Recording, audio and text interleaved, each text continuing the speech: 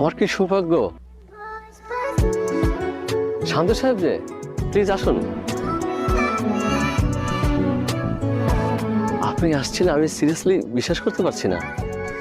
Excuse me everyone, উনি হচ্ছেন mister Shahriar শান্ত, একজন বিখ্যাত চিত্রশিল্পী। আমি প্যারিসে একজন বিখ্যাত চিত্রশিল্পীর কাছে ওনার নাম শুনেছি।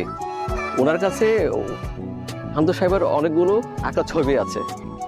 শান্ত সাহেব কিন্তু একজন ভালো মানের ইন্টেরিয়র ডিজাইনার এবং একজন খুব ভালো মানুষ।